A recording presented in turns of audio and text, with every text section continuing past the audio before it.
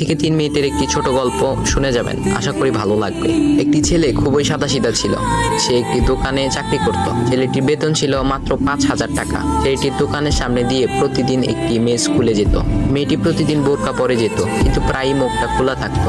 একদিন হঠাৎ করে ছেলেটির নজর পড়লো মেয়েটির দিকে। এভাবে বেশ কয়েকদিন যাবার পর মেয়েটি বুঝতে পারলো ছেলেটি তাকে লক্ষ্য করে। মেয়েটিও বাঁকা চোখে ছেলেটির দিকে তাকাতে শুরু করলো। ছেলেটি মেয়ের চলাফেরা দেখে মুগ্ধ হলো। আফসোস করতে লাগলো, ইস, যদি আমিও আজ পড়াশোনা করতে পারতাম, তাহলে সাহস করে মেয়েটির সাথে কথা বলতে পারতাম। মেয়েটি বুঝতে পারলো ছেলেটি তাকে ভীষণ পছন্দ করে। তাই একদিন মেয়েটি ছেলেটির দোকানের পাশে দাঁড়িয়ে রইল।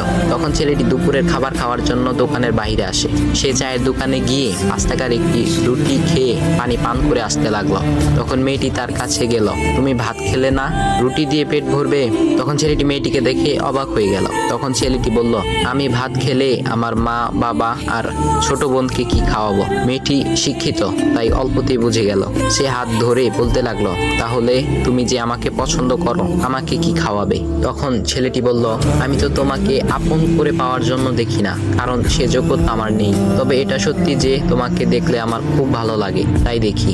মেয়েটি ছেলেটির কথা শুনে চোখের পানি ধরে রাখতে পারলো না। সে বুঝে গেল ছেলেটির চরিত্র ও ভাবনা অনেক সুন্দর। সেদিন মেয়েটি চলে গেল।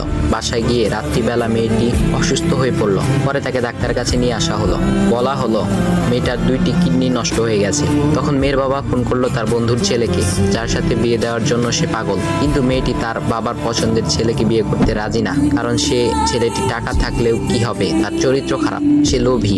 এদিকে মেয়েটির কোনো লোভ ছিল না। যাই হোক, হবু জামাই আসার পর তাকে সব খুলে বলল, তোমার থেকে একটি কিডনি খুলে আমার মেয়েকে দাও। তুমি তো বলছো আমার মেয়েকে তুমি অনেক ভালোবাসো, তাকে পেলে তুমি ভালো হয়ে যাবে, তাহলে আজ পরীক্ষা দাও।